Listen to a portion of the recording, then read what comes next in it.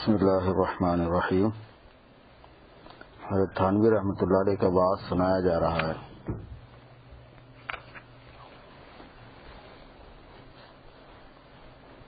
کچھ حصہ اس سے پہلے سنایا گیا۔ حق تعالیٰ فرماتے ہیں بسم اللہ اعوذ باللہ من الشیطان الرجیم بسم اللہ الرحمن الرحیم یا ایھا الذین آمنوا اتقوا اللہ وکونوا مع الصادقین، اے ایمان والو خدا سے ڈرو اور سچے لوگوں کے ساتھ رہو۔ اس میں اول تقوی کا حکم ہے۔ یہ بات تو اوپر ثابت ہو چکی کہ ہر مقصود میں کمال کا درجہ مطلوب ہوا کرتا ہے، کامل درجہ۔ اب یہ بات ثابت کرنا رہی کہ تقوی کمال دین ہے یا نہیں۔ نصوص شرعیہ میں یعنی شریعت قرآن اور حدیث کی عبارتوں میں غور کرنے سے یہ مسئلہ بھی حل ہو جائے گا۔ تقوی کا حکم اور فضل اور اس کی فضیلت قرآن میں جس قدر ہے غالباً کسی چیز کا اتنا نہیں ہے۔ اس سے اس کا محتم بالشان ہونا معلوم ہوا، اور حقیقت اس کی یہ ہے کہ تقوی کا استعمال شریعت میں دو معنی میں ہوتا ہے، ایک ڈرنا، دوسرے بچنا۔ اور غور کرنے سے یہ معلوم ہوتا ہے کہ اصل مقصود تو بچنا ہی ہے، یعنی گناہوں سے، مگر اس بچنے کا سبب ڈرنا ہے، کیونکہ جب کسی چیز کا خوف اور ڈر دل میں ہوتا ہے جبھی اس سے بچا جاتا ہے۔ تقوی کے پہلے تقوی کا پہلے معنی میں استعمال الا ان تتقوا منہم تقاہ میں ہے، قرآن پاک میں ایک لفظ ہے، اور بچنے کے معنی میں استعمال بہت سی جگہوں پر ہے۔ اور اس حدیث سے معلوم ہوتا ہے کہ اتقوا النار ولو بشق تمرہ، بچو جہنم سے اگرچہ ایک ٹکڑا چھوارے کا دے کر، صدقہ کر کے۔ یہاں بچنے ہی کے معنی بن سکتے ہیں، ڈرنے کے معنی نہیں بن سکتے۔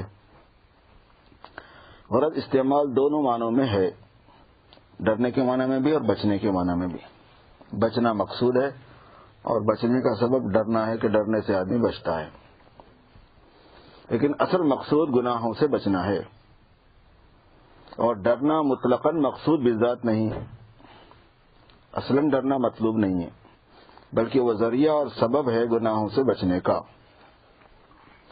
جس کی دلیل یہ ہے کہ حضور صلی اللہ علیہ وسلم اپنی دعا میں فرمایا کرتے تھے اسألک من خشیتک ما تحول به بیننا وبین معاصیک، اے اللہ میں آپ سے آپ کا اتنا خوف مانگتا ہوں جس سے مجھ میں اور گناہوں کے درمیان میں آڑ ہو جائے۔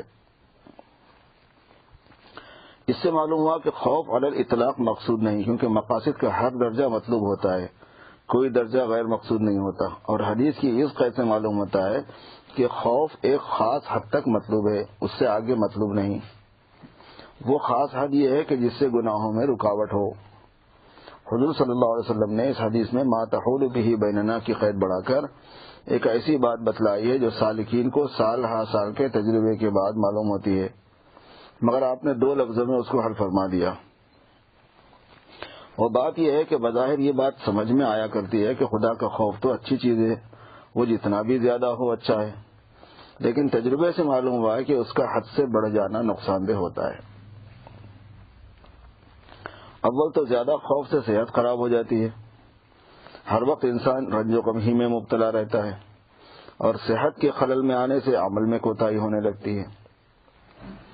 دوسرے صاحب خوف کو دیکھ کر دوسرے مسلمانوں کی ہمتیں پست ہو جاتی ہیں کہ بس صاحب خدا کو راضی کرنا بڑا مشکل ہے، ہر وقت رنج و غم میں گھلنا پڑتا ہے۔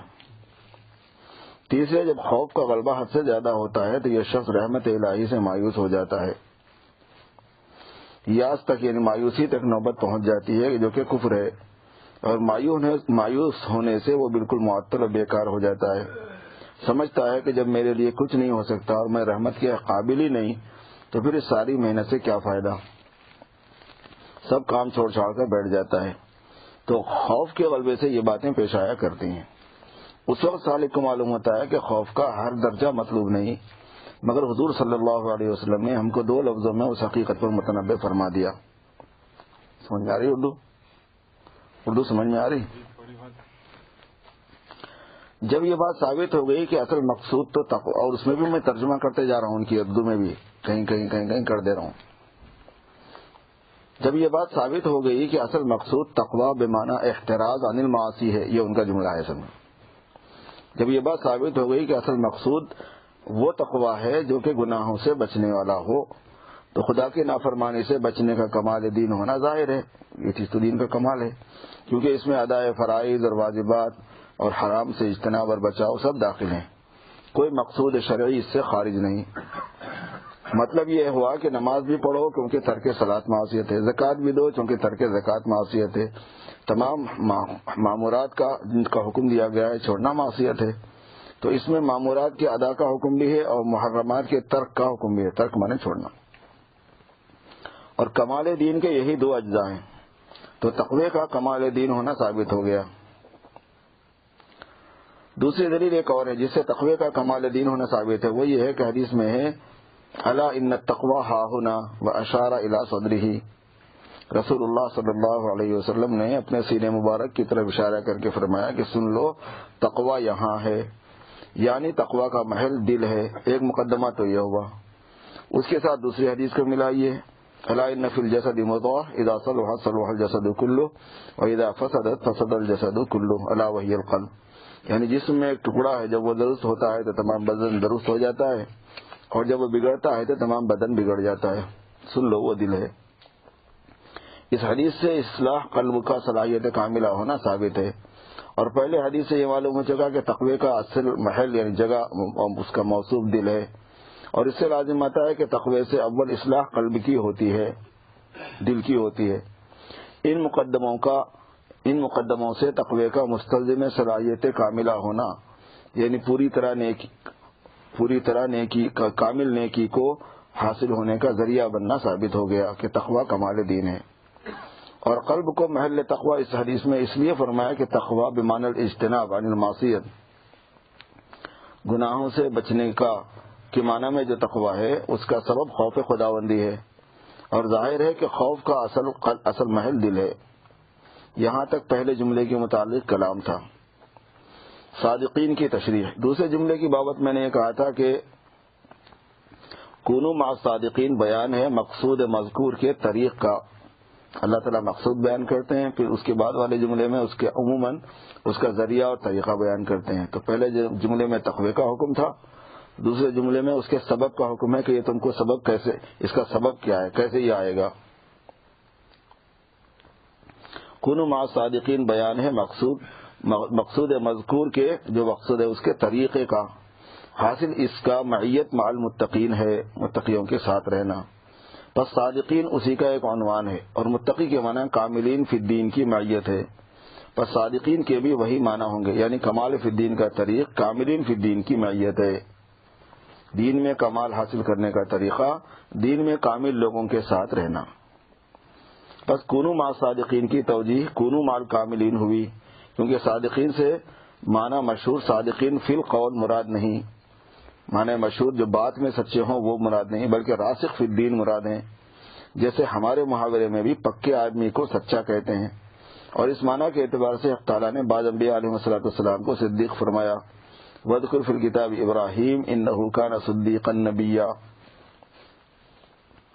اور اسی صدیقیت کا درجہ بعد نبوت کے ہے، پس شہداء و صالحین کا درجہ، پھر شہداء و صالحین کا درجہ۔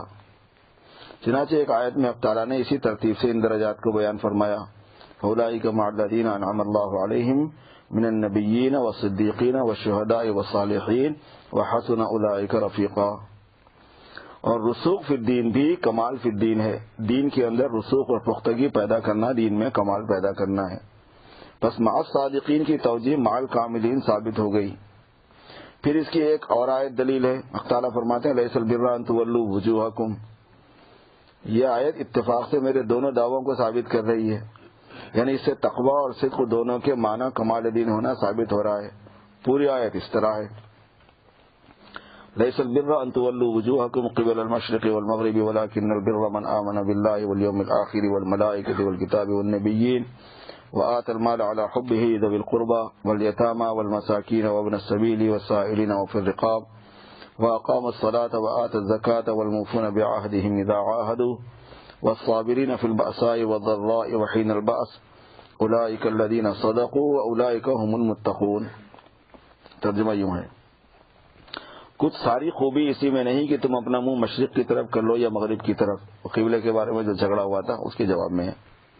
لیکن اصلی خوبی تو یہ ہے کہ کوئی شخص اللہ تعالیٰ کی ذات و صفات پر یقین رکھے، قیامت کے دن پر بھی، فرشتوں کے وجود پر بھی، اور تمام آسمانی کتابوں پر بھی اور پیغمبروں پر بھی، اور مال دیتا ہو اللہ کی محبت میں اپنے حاجت مند رشتہ داروں کو اور نادار یتیموں کو اور دوسرے غریب محتاجوں کو اور بے خرچ مسافروں کو، یعنی ایسا مسافر جس کا خرچ ختم ہو گیا، اور لاچاری میں سوال کرنے والوں کو اور قیدیوں غلاموں کی گردن چھڑانے میں بھی مال خرچ کرتا ہو، اور نماز کی پابندی رکھتا ہو، زکوٰۃ بھی ادا کرتا ہو، اور جو لوگ اپنے عہدوں کو وعدوں کو پورا کرنے والے ہوں جب کسی جائز بات کا وعدہ کر لیں، اور وہ لوگ جو مستقل مزاج رہنے والے ہوں تنگ دستی میں بھی اور بیماری میں بھی اور قتال میں بھی، یہ لوگ ہیں جو سچے ہیں اور یہ لوگ ہیں جو متقی ہیں. حاصل یہ ہے کہ صادق اور متقی یہی لوگ ہیں جن کے یہ اوصاف ہیں، اور ان اوصاف تمام اجزاء دین کا ذکر اجمالاً آ گیا ہے. دین کا کوئی جز اس سے باقی نہیں رہا. بس یہ اوصاف کمال دین کو متضمن ہے، شامل ہیں. اس کے بعد فرماتے ہیں کہ جو لوگ ان اوصاف سے متصف ہیں وہی صادق اور وہی متقی ہیں. اس سے صاف طور پر یہ بات معلوم ہو گئی کہ صادق اور متقی وہی شخص ہے جو دین میں کامل ہو. پس صدق اور تقوی کی حقیقت کمال دین ہونا ثابت ہو گیا. رہا یہ کہ اس آیت میں تمام اجزاء دین کا ذکر آ گیا ہے جو میں نے کہا، اس کی تفصیل یہ ہے کہ شریعت میں کل احکام کا حاصل تین چیزیں ہیں: عقیدے اور اعمال اور اخلاق. عقائد اور اعمال اور اخلاق، اور تمام جزیات انہی کلیات کے تحت میں داخل ہیں. اور اس آیت میں تینوں قسموں کے بڑے بڑے شعبے ارشاد فرمائے گئے ہیں. اس اعتبار سے یہ آیت من جملہ جوامع الکلم ہے، یعنی بات مختصر اور مضمون اس کا بہت پھیلا ہوا. چنانچہ فرماتے ہیں لیس البر ان تولوا وجوہکم، بر کے معنی بھلائی کے ہیں اور لام عہد کا ہے. معنی یہ ہوئے لیس البر الکافی ان تولوا وجوہکم قبل المشرق والمغرب، یعنی مشرق و مغرب کی طرف نماز میں منہ کر لینا بر کافی نہیں ہے کہ اسی پر قناعت کر لی جائے. اس توجہ سے یہ اشکال دور ہو گیا کہ استقبال قبلہ بھی تو معمور بھی شرعن ہے اور معمور بھی شرعی کا بر ہونا لازم ہے، پس اس کی نسبت لیس البر کیوں فرمایا؟ اس اشکال کے جواب لوگوں نے مختلف وجوہ سے دیے ہیں، لیکن یہ جو توجہ میں نے بیان کی یہ بہت آسان ہے. بر کافی نہیں، بر تو ہے لیکن سب چیز وہی تو نہیں ہے، یہ بتانا چاہ رہے ہیں. اور یہ توجہ اسی وقت سمجھ میں آئی. یہ علمی باریکیاں ہیں جو لوگ علم سے مناسبت رکھتے ہیں ان لوگوں کی کام کی چیز ہوتی ہے کہ وہ اتنا جملہ بڑھانے سے کتنی بات بڑھ گئی، سوال کا جواب ہو گیا، بات پوری ہو گئی. حاصل اس کا یہ ہے کہ اس میں استقبال سے مطلق خیریت کی نفی نہیں کی گئی بلکہ اس کے بر کافی ہونے کی نفی مراد ہے.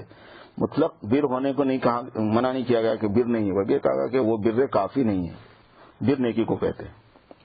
رہا یہ کہ اس مضمون کی اس جگہ ضرورت کیا تھی، استقبال مشرق و مغرب سے بر کافی کی نفی کیوں کی گئی؟ بات یہ ہے کہ اس سے پہلے تحویل قبلہ کا مسئلہ، قبلے کو بدلنے کا مسئلہ مذکور ہوا ہے جس میں کفار اور مشرکین نے بہت شور و غل کیا تھا، اور اس وقت اس کی تمام تر بحث اسی میں رہ گئی تھی کہ مسلمانوں کا بھی عجب دین ہے، کبھی کسی طرف منہ کرتے ہیں کبھی کسی طرف.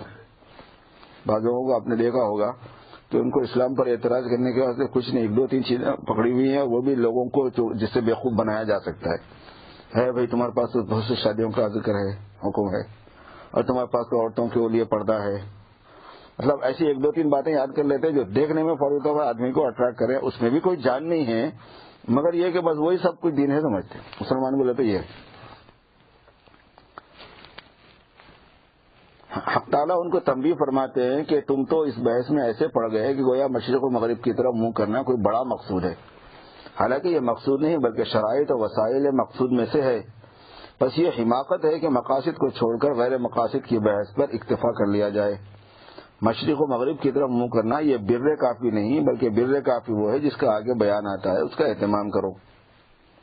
مشرق و مغرب کی تخصیص ذکر میں ایک نقطے کی وجہ سے ہے، اس سے قبلے کا مشرق و مغرب میں منحصر کرنا مقصود نہیں، کیونکہ جن لوگوں سے مکہ معظمہ کا رخ جانب شمال میں ہے ان کا قبلہ جنوب ہے. اس میں یہ نقطہ بھی آ گیا بول رہے. اور جس جگہ سے مکہ معظمہ کا رخ جنوب میں ہے اس جگہ کا قبلہ شمال کی سمت میں ہے، چنانچہ مدینے والوں کے قبلہ جنوب ہے. اس لیے حدیث میں اہل مدینہ کو فرمایا گیا وَلَٰكِن شَرِّقُوا أَوْ غَرِّبُوا، جب استنجا کے لیے بیٹھو تو مشرق و مغرب کی طرف منہ مت کرو، یہ شمال اور جنوب کی طرف منہ مت کرو، مشرق و مغرب کی طرف کرو. اب ہندوستان والوں کو بولے حدیث میں تو ہے مشرق و مغرب کی طرف کرو، وہ تو قبلے کی طرف ہی ہو گیا کہ استنجا کے وقت تم لوگ مشرق یا مغرب کی طرف منہ کیا کرو. اس سے معلوم ہو گیا کہ قبلہ مشرق و مغرب میں منحصر نہیں. بس اس جگہ مشرق و مغرب کی تخصیص میں نقطہ یہ ہے کہ تمام جہات میں سے یہی دو جہتیں عرفاً زیادہ مشہور ہیں. جب ان کا غیر مقصود ہونا بیان کر دیا تو دوسری جہات کا مقصود نہ ہونا بھی اس سے واضح ہو گیا. دوسری بات یہ ہے کہ مشرق و مغرب کی جہت میں امتیاز بوجہ تقابل حصی کے زیادہ محسوس ہے. بس اولاً و بالذات انہی دونوں جہتوں کا علم حاصل ہوتا ہے اور دوسری جہات کا علم ان کے واسطے سے ہوتا ہے. چنانچہ مشرق و مغرب کی جہت کا سمجھنا شمال و جنوب کے جاننے پر موقوف نہیں. ہر شخص جانتا ہے کہ مشرق وہ جہت ہے جس سے آفتاب نکلتا ہے، مغرب وہ ہے جدھر ڈوبتا ہے، اور شمال و جنوب کی معرفت بدون مشرق و مغرب کے نہیں ہو سکتی.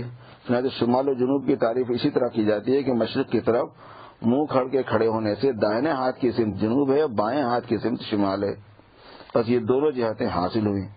اور جب جنوب و شمال ان کی فرع ہیں اور ظاہر ہے کہ اصل کے غیر مقصود ہونے سے فرع کا غیر مقصود ہونا خود ہی سمجھ میں آتا ہے.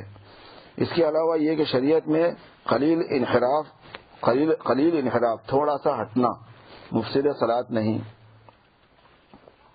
اس لیے جو ہمارے قبلے کی جہت ہوتی ہے وہ 45 ڈگری تک ہوتی ہے. رائٹ میں جو اصل بیت اللہ کی سیدھ میں جو خط آتا ہے، لکیر آتی ہے، اس سے 45 ادھر اور 45 ادھر تک قبلے کی جہت کہلاتی ہے. اگر ادھر منہ ہو گیا تو نماز ہو جاتی ہے، اور مسجد وغیرہ بناتے وقت اس کا اہتمام ہو کہ بالکل سیدھا ہو جتنا ہو سکتا ہے. اس طرح گویا مشرق اور مغرب شمال و جنوب بھی آ گئے. مطلب صرف یہ ہے کہ کسی جہت کی طرف بھی منہ کرنا بر کافی نہیں، بلکہ بر کافی یعنی کافی نہیں کی ہے جس کا ذکر آگے ہے. وَلَٰكِنَّ الْبِرَّ مَنْ آمَنَ بِاللَّهِ. یہاں دونوں توجیہیں جائز ہیں. ایک یہ کہ مسند الیہ کی جانب سے مضاف کو مقدر کیا جائے وَلَٰكِنَّ الْبِرَّ مَنْ آمَنَ بِاللَّهِ. ایک یہ کہ مسند کی طرف سے مضاف مقدر مانا جائے وَلَٰكِنَّ الْبِرَّ بِرُّ مَنْ آمَنَ بِاللَّهِ. یہ گرامر کے اعتبار سے، نحوی گرامر کے اعتبار سے قاعدہ بتا رہے ہیں طالب علموں کے لیے، اور حاصل دونوں کا ایک ہی ہے. چاہے یہ کہا جائے کہ بھلائی کافی اس شخص کی بھلائی ہے یا کافی بھلائی والا وہ شخص ہے، ترجمہ ایسا بنتا ہے. اور جو اللہ تعالیٰ پر ایمان لائے قیامت کے دن پر اللہ تعالیٰ پر ایمان لانے میں ذات و صفات کے متعلق جتنے احکام ہیں سب آگئے، اور قیامت کے دن پر ایمان لانے میں جزا، سزا، حساب کتاب، جنت، دوزخ سب احکام آگئے. اور فرشتوں پر ایمان لائے یعنی ان کے وجود کا قائل ہو، اس میں تمام مغیبات داخل ہیں. اور فرشتوں کی تخصیص اس لیے کی گئی ہے کہ شریعت کی معلوم ہونے کا مدار اور واسطہ ملائکہ ہی ہے. فرشتوں کے ذریعے سے ہی شریعت معلوم ہو سکتی، وہی واسطہ بنتے ہیں. والکتاب، اور کتاب پر ایمان لائے. یہاں کتاب بصیغہ مفرد لایا گیا، حالانکہ کتب سماویہ بہت ہیں، کتاب ایک لفظ لایا گیا سنگولر. اور ایمان لانا سب پر واجب ہے. وہ عمل بالمنسوخ جائز نہیں، جو چیز کینسل ہوگی اس پر عمل تو جائز نہیں ہوتا، لیکن ایمان لانا ضروری ہوتا ہے. اور اسی وجہ سے دوسری آیتوں میں جمع کا صیغہ ہے، کل آمن باللہ و ملائکتہ و کتبہ و رسلہ. اب بیٹی ختم ہو گئی. اچھا آدھا ہوا کام، آدھا باقی ہے. اچھا بھائی.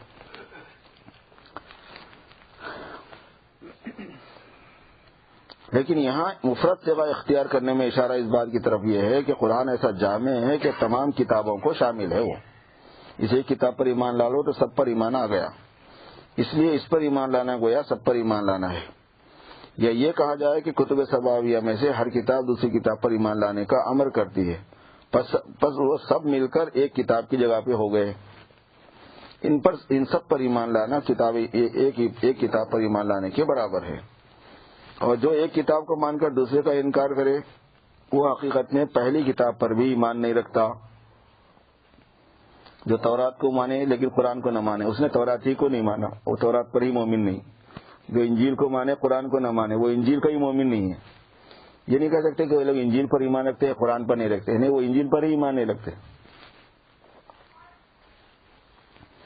لیکن یہ حکم ایمان کا ہے اور عمل کرنا سب کتابوں پر جائز نہیں، بلکہ عمل صرف بعد والی کتاب پر ہوتا ہے، کیونکہ وہ مقدم کے لیے ناسخ ہے، کینسل کرنے والی ہوتی ہے۔ النبیین اور پیغمبروں پر ایمان لائے، یہاں تک تو امہات عقائد یعنی جو اصل عقائد ہیں وہ مذکور ہوئے۔ آگے اخلاق کا بیان ہے اور اعمال کا بیان ہے۔ اعمال شرعیہ کی دو قسمیں، شریعت کے اعمال کی، طاعات اور دیانات۔ دوسرے معاملات ہیں، معاملات کی دو قسمیں ہیں، ایک متعلق اموال کے، دوسرے متعلق غیر اموال کے۔ جو مال کے متعلق نہیں ہے معاملات، اس میں نکاح، طلاق، عتاق، حدود وغیرہ ہیں۔ اور دیانات کی دو قسمیں ہیں، یعنی خالص دینداری والی چیزوں کو دیانات کہتے ہیں، اپنی ضرورتوں کو اللہ کے حکم کے موافق ہونے کو طاعات کہتے ہیں۔ اور دیانات کی بھی دو قسمیں ہیں، ایک طاعات بدنیہ اور دوسرے طاعات مالیہ، طاعت کی۔ اسی طرح اخلاق کی دو قسمیں ہیں، حسنہ اور سیئہ۔ اخلاق حسنہ کے ساتھ موصوف ہونا شرعی مقصود ہے، اور اخلاق سیئہ سے خالی ہونا و منزہ ہونا بھی مقصود ہے، مطلوب ہے۔ عقائد سے آگے ان سب کے اصول مذکور ہیں، جن میں مطالبات مالیہ کا ذکر مقدم کیا گیا، کیونکہ بہت لوگ طاعات بدنی طاعات میں ہمت والے ہوتے ہیں، اور طاعت مالیہ میں ان کا یہ حال ہے، گر جان طلبی مضائقہ نیست، گر زر طلبی سخندری نست۔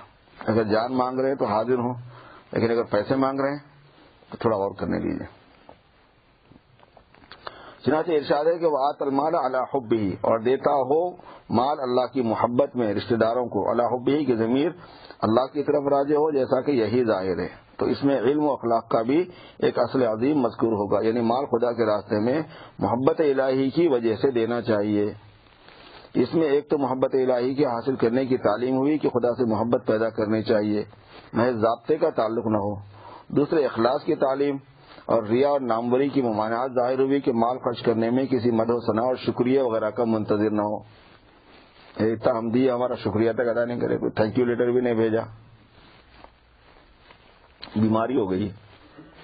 بلکہ محض خدا کی اصل میں تھینک یو لیٹر وغیرہ بھیجنے سے وہ لوگوں کو اطمینان کرنا ہوتا ہے کہ مل گئے پیسے، اگر ان کی نیت پر اگر ہم اچھا گمان رکھتے ہیں تو یہ ہے، بلکہ محض خدا کی محبت اس کا سبب ہونا چاہیے۔ اور اخلاص بھی اخلاق باطنیہ کا بڑا رکن ہے۔ اور اگر علی حبہ میں ضمیر کا مرجع یعنی اس کے ہے نا، ضمیر کا مرجع مال ہے تو معنی یہ ہوں گے کہ ایسا مال جس سے محبت ہو اور دل کو اس سے تعلق ہو، اس کو خدا کے لیے خرچ کر دے۔ وآت المال علی حبہ میں ہی کا مرجع اللہ کی طرف کرے تو یہ مطلب بنتا، مال کی طرف کرے تو یہ مطلب بنتا، دونوں بھی کر سکتے بول کے بول رہے ہیں۔ پہلی صورت میں یہ کہ اخلاص سے دے، محبت کے ساتھ دے اللہ کی۔ دوسری صورت میں یہ ہے کہ مال جو پسندیدہ ہے، جس مال سے محبت ہے، جس میں دل اٹکا ہوا ہے، وہ دے اللہ کے لیے۔ اس میں ایک تو خرچ کرنے کا ادب مذکور ہوا ہے کہ اللہ کے واسطے عمدہ مال خرچ کرنا چاہیے، ردی مال نہ چاہیے۔ دوسرے علم سلوک کا یہ مسئلہ بھی اشارتاً مذکور ہوا کہ محبت مال جو کہ خلق ذمیم ہے، برا خلق، بری صفت ہے مال کی محبت، اس کا علاج یہ ہے کہ جس چیز سے محبت ہو اسی کو اللہ کے راستے میں خرچ کر دو۔ 2-4 بار ایسا کرنے سے حب مال کا مرض جاتا رہے گا۔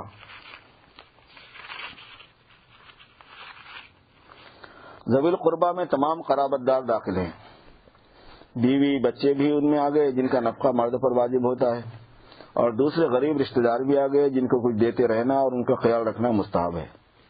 والیتامى والمساکین وابن السبیل، اور یتیموں کو بھی دے، مسکینوں کو بھی دے، مسافروں کو بھی، یہ سب صدقات نافلہ ہیں کیونکہ زکوٰۃ کا بیان آگے آ رہا ہے۔ اب یہاں سوال پیدا ہوتا ہے کہ طاعات مالیہ، مال سے متعلق طاعتوں کا ذکر طاعات بدنیہ سے کیوں مقدم ہوا؟ اس کا جواب تو میں نے دے دیا کہ بعض طبائع میں بخل کا مادہ زیادہ ہوتا ہے، وہ طاعات بدنیہ کی ہمت خوب کر لیتے ہیں، مال دینے سے جان چراتے ہیں، اس لیے طاعات مالیہ کو اہتماماً مقدم فرمایا۔ دوسرا سوال یہ ہے کہ طاعات مالیہ میں سے صدقہ نافلہ کو صدقہ واجبہ یعنی زکوٰۃ پر کیوں مقدم کیا؟ زکوٰۃ کا بیان آگے ہے، نفل صدقے کا بیان پہلے ہے۔ اس کا جواب یہ ہے کہ بعض لوگ خدا تعالیٰ سے ایسا ضابطے کا تعلق رکھتے ہیں کہ زکوٰۃ مفروضہ کے علاوہ اور کچھ خیرات نہیں کرتے، جو فرض تھا وہ دے دی، جان چھوٹ گئی۔ اس میں گناہ نہیں، مگر اللہ تعالیٰ سے کہ اللہ کے ساتھ تعلق کے کمزور ہونے کی یہ دلیل ہے۔ اس لیے حق تعالیٰ نے صدقات نافلہ کو زکوٰۃ سے پہلے فرمایا، جس سے اس طرف اشارہ کر دیا کہ زکوٰۃ تو واجب ہے، وہ تو تم ادا کرو گے ہی، لیکن اس کے علاوہ بھی کچھ صدقہ خیرات موقع بموقع ادا کرتے رہنا چاہیے۔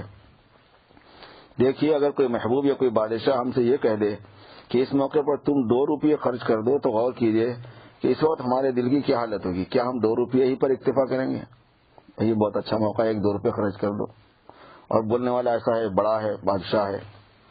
ہرگز نہیں، بلکہ محبوب کو خوش کرنے یا بادشاہ کی نگاہ میں جانثار بننے کے لیے ہم 2 کی جگہ 10 کریں گے، ورنہ 4 تو دے ہی ڈالیں گے۔ اس لیے خدا تعالیٰ سے ضابطے کا تعلق نہ رکھنا چاہیے۔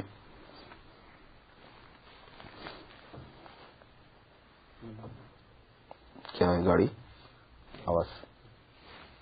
اس نقطے کی وجہ اس سے پہلے جیسے فون پہ کر لیے تھے نا، ویسا کر لو۔ اگر آواز نہیں آ رہی ہے تو گزشتہ فون پہ ڈال کے فون پہ اس پہ اسپیکر پہ ڈال لیے تھے، وہاں پہ عورتیں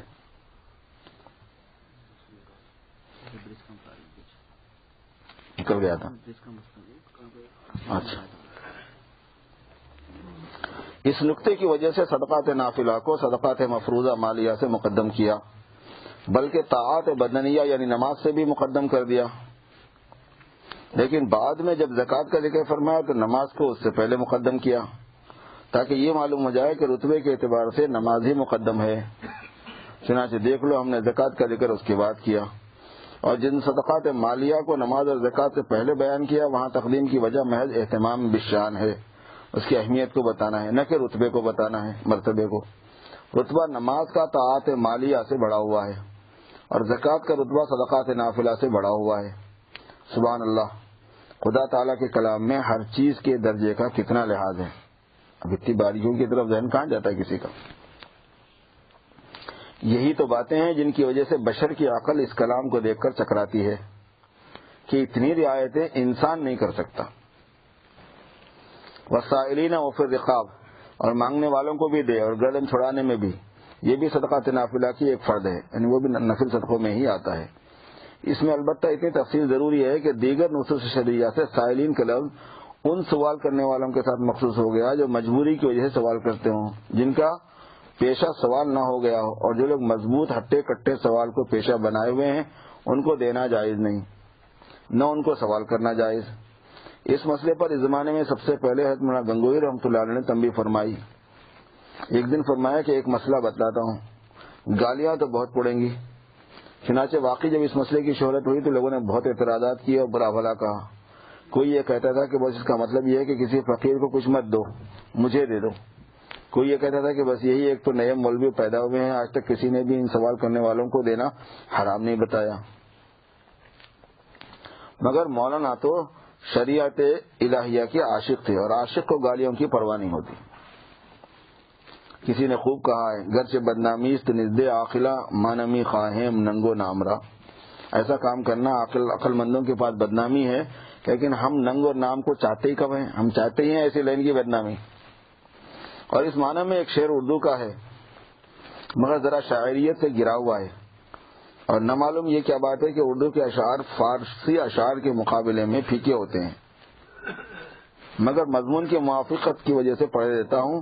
عاشق بدنام کو پرواہ ننگو نام کیا، اور جو خود ناکام ہو اس کو کسی سے کام کیا۔ ناکامی کا مطلب حضرت حاجی صاحب رحمۃ اللہ علیہ سے پوچھو۔ آپ نے ایک مرتبہ فرمایا تھا کہ بھائی جو بامراد ہونا چاہے وہ کسی اور بزرگ کے یہاں جائے، اور جو نامرادی چاہے وہ ہمارے پاس آئے۔ پھر چپکے سے فرمایا کہ جانتے ہو نامرادی کے کیا معنی ہے؟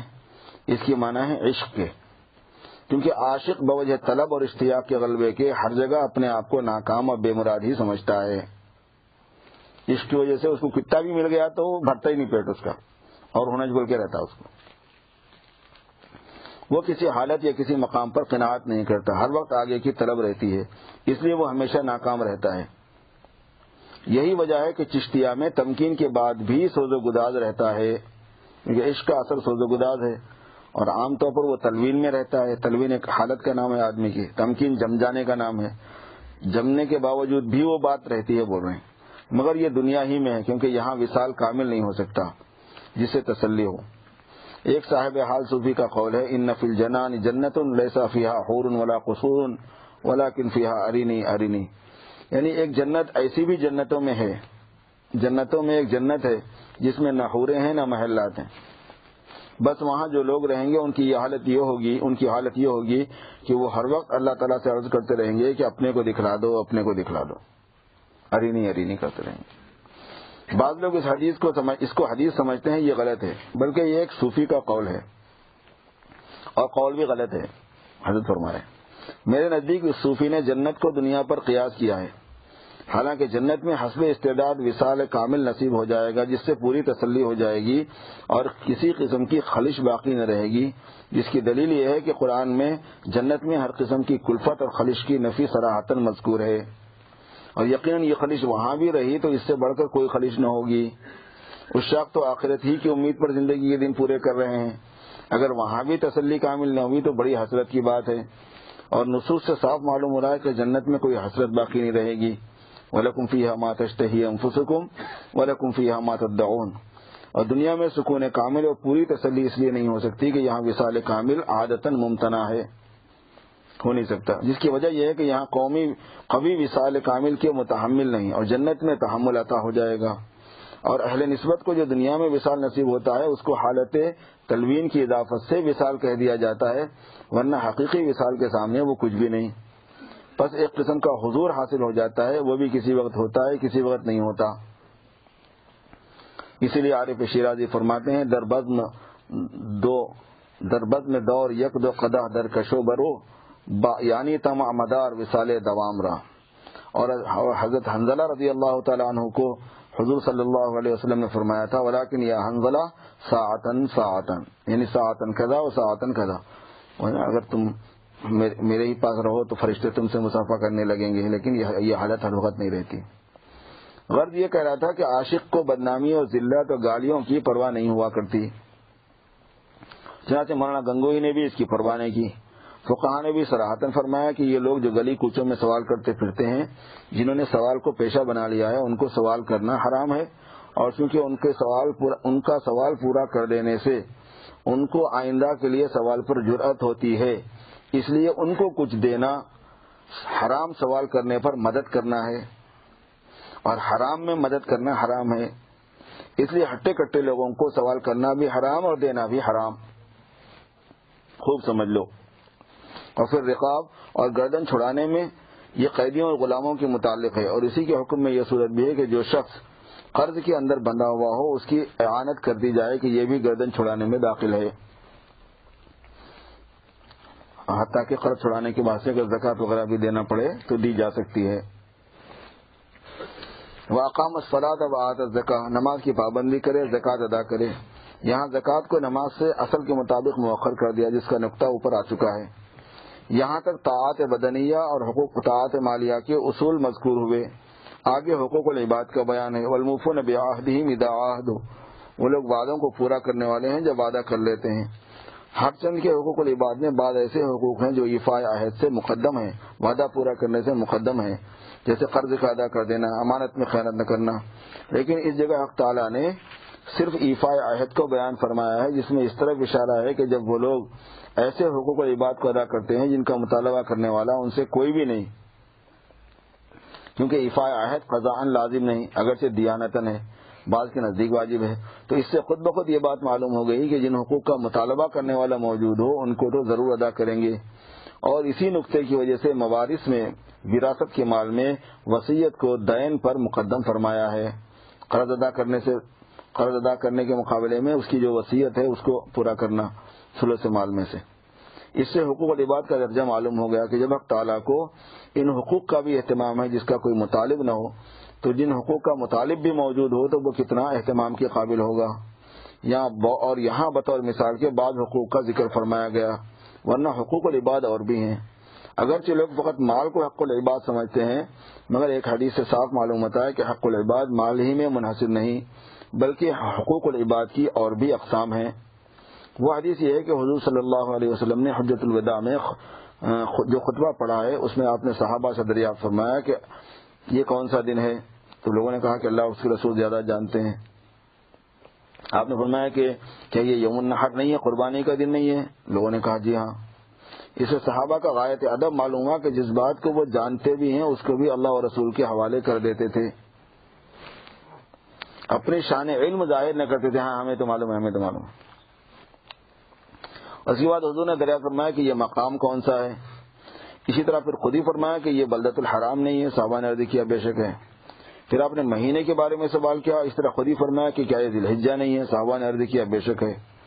پھر آپ نے فرمایا کہ ان اموالکم و دماءکم و اعراضکم حرام علیکم کحرمت یومکم ھذا فی شہرکم ھذا فی بلدکم ھذا, تمہارے مال اور تمہاری جانیں اور تمہاری عزتیں آپس میں تم پر ہمیشہ کے لیے ایسے ہی حرام ہے جیسے اس مہینے میں, اس مقام میں, اس دن میں حرام ہے.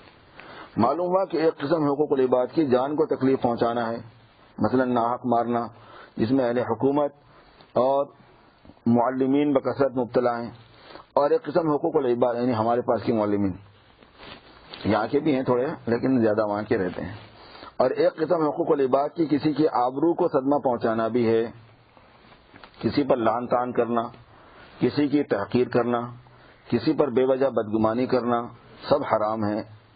کسی کی غیبت کرنا بھی ناجائز ہے, بلکہ بعض نصوص سے حقوق آبرو کا درجہ, عزت کے حقوق کا درجہ زنا وغیرہ سے بھی بڑا ہوا معلوم ہوتا ہے.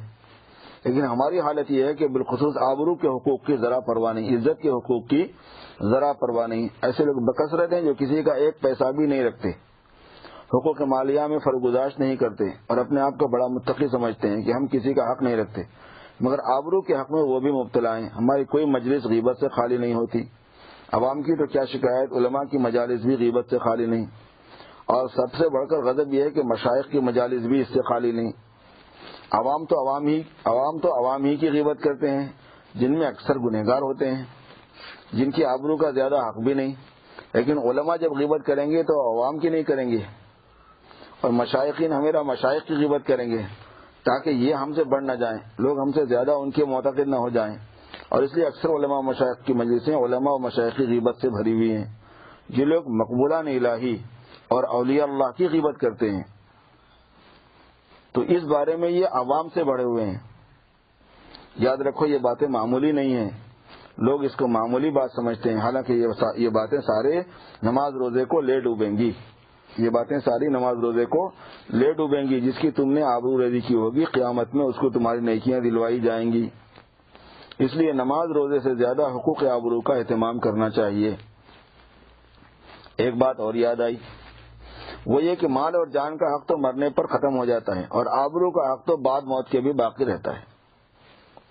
اگر بعد مرنے کے کسی کو مارو تو اس کا احساس نہیں ہوتا, اس لیے ضرب کا قصاص بھی نہیں ہوگا, مارنے کا قصاص بھی نہیں ہوتا.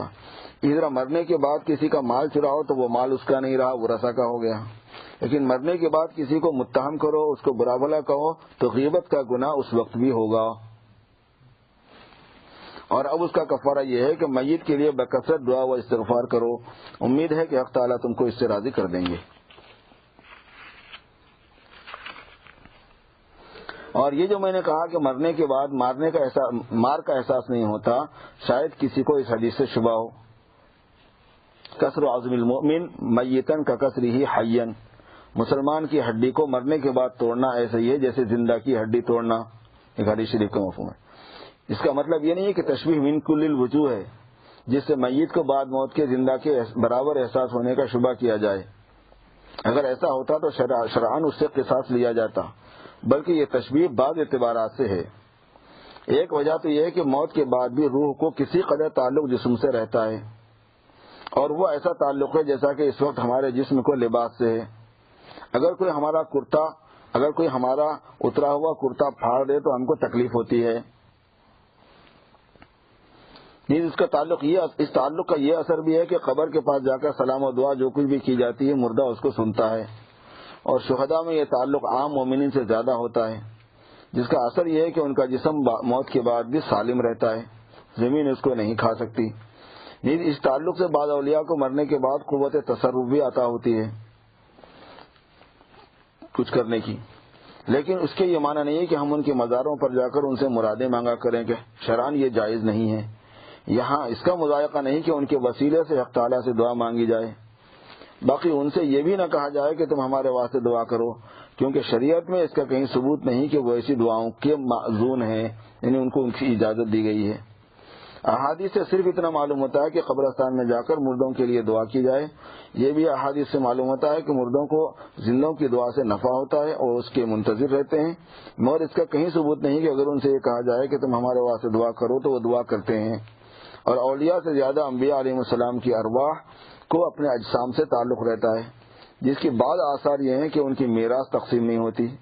ایک اثر یہ ہے کہ ان کی بیویوں سے نکاح کرنا بھی ان کے بعد حرام ہے، اگرچہ کہ یہ حکم آیات و احادیث میں صرف حضور صلی اللہ علیہ وسلم کے لیے بیان کیا گیا ہے، مگر بعض علماء نے اس کو تمام انبیاء کے لیے عام مانا ہے. تو ہڈی کا توڑنا جسمانی ایذا، جسمانی تکلیف تو نہیں ہے، ہاں روحانی ایذا ہو سکتی ہے. اس لیے حضور صلی اللہ علیہ وسلم فرماتے ہیں کہ مردہ کی ہڈی توڑنا ایسے ہی ہے جیسا کہ زندہ کی ہڈی توڑنا. حضرت استاد علیہ الرحمہ مولانا محمد یعقوب صاحب بہت خاص استاد تھے حضرت تھانوی رحمۃ اللہ علیہ کے، فرماتے تھے کہ مردے کے جسم کو جلانے سے اس کو ایسی ایذا ہوتی ہے جیسے تمہاری چادر کو اتار کر کوئی تمہارے سامنے جلائے، بلکہ کھینچ کے جلا دے، ٹوپی اتار کے جلا دیا. تو اس سے تم کو رنج اور غم ہوتا ہے. اسی طرح روح کو بھی رنج ہوتا ہے. ظاہر ہے کہ چادر کے جلانے سے ہمارے جسم کو ایذا نہیں ہوتی، صرف روحانی ایذا ہوتی ہے. یہی حال موت کے بعد بدن کے جلانے کا ہے. ایک وجہ تشبیہ تو یہ ہوئی. دوسرے یہ بھی احتمال ہے کہ تشبیہ گناہ میں ہو کہ جب گناہ زندہ کی ہڈی توڑنے میں ہوتا ہے ایسے میت کی ہڈی توڑنے میں بھی ہوگا. اور وجہ شبہ ترک احترام ہے، کیونکہ ہڈی میت کی بھی توڑیں گے تو بے حرمتی ہو رہی نا اس میں، کیونکہ ہڈی توڑنے اور بدن جلانے سے میت کی بے حرمتی ہوتی ہے. غرض احترام میت کا اب بھی باقی ہے، اس لیے زندہ کی ہڈی توڑنا بھی گناہ ہے اور مردے کی ہڈی توڑنا بھی گناہ ہے بے احترامی کی وجہ سے. اس تقدیر پر اس حدیث کا مآل بھی حقوق آبرو کی طرف ہو جائے گا، یعنی اس کا تعلق بھی پھر آبرو کی حقوق سے ہو جائے گا، عزت کی حقوق سے. حاصل یہ ہوا کہ چونکہ مردے کا احترام موت کے بعد بھی باقی ہے اور ہڈی کے توڑنے میں اس کی بے حرمتی بے عزتی ہے، اس لیے یہ فعل حرام ہے. اور ظاہر ہے کہ اقوال کی تاثیر بے حرمتی میں کسر عظم سے ہڈی کے توڑنے سے زیادہ ہے، پس مردوں کو برا بھلا کہنا بھی حرام ہے. حدیث میں وارد ہے کہ اپنے مردوں کو برا نہ کہو کیونکہ وہ اعمال کی جزا کو پہنچ چکے ہیں.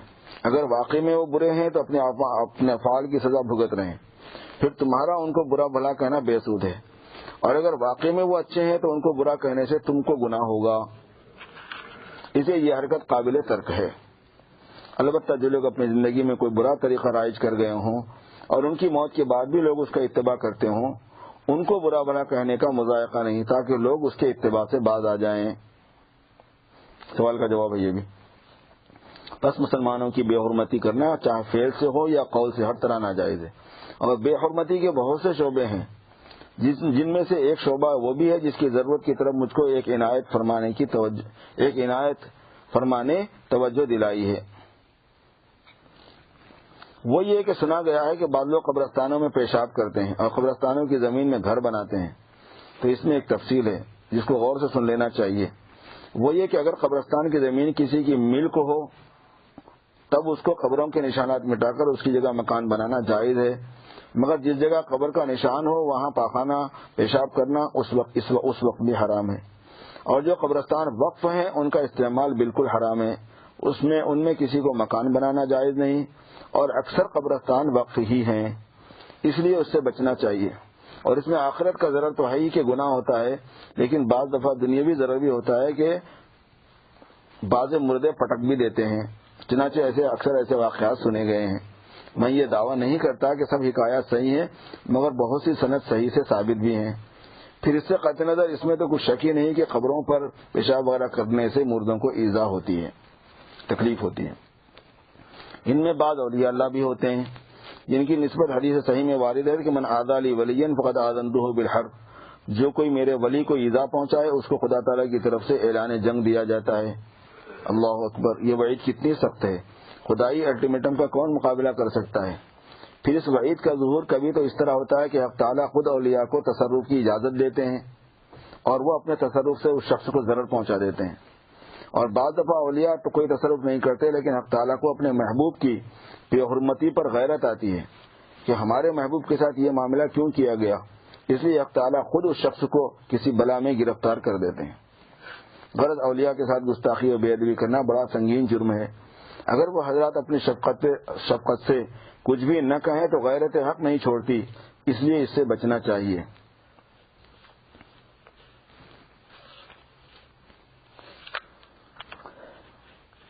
اپن ان کا ایک ایک پو آواز سنا کے تھک جاتے، انہوں تو کرتے تھے اور لوگ سنتے تھے ان کا آواز 4 گھنٹے. نماز کتنے بجے ہے عشاء کی؟ تو ذکر کر لیتے ہیں. اور وہ حضرت خواجہ صاحب رحمۃ اللہ علیہ کے اشعار میں نے پڑھ دیے ہیں، اس میں ٹیپ میں وہ کھول دیتے ہیں. حضرت خواجہ صاحب کے اشعار ذکر کے ساتھ اس لیے ملائے گئے، انہوں نے خود لکھے ہیں تاکہ ذکر میں شوق ہو، رغبت ہو، توجہ ہو اور ایک کیفیت آتی ہے، اس سے جذبہ بھی بنتا ہے. تو آپ حضرات بھی اس کے ساتھ ہی ذکر کر لیں. مطلب یہ ہے کہ جب اس میں لا الہ الا اللہ یا الا اللہ کا ذکر آ رہا ہو تو ہم سب بھی اس کے ساتھ میں ذکر کر لیں گے، اور جب وہ اشعار پڑھیں گے تو اس وقت ہم خاموش رہیں گے، اس میں تھکان بھی نہیں ہوگی. اور یہ کاپیاں اس کی لے لیجئے اور جو ہے نا اپنے طور پر بھی کبھی کبھی سنتے رہیں. تو اگر ہم سے ذکر کرنے میں سستی بھی ہو جاتی ہے اور ایک مرتبہ ہم سن لیں گے تو ہمارا قلب اس کی طرف متوجہ ہو جائے گا، اور گویا قلبی ذکر تو ہو ہی جائے گا، اور لسانی ذکر کی موافقت اس سے ہو جاتی ہے تو اور اچھی بات ہے.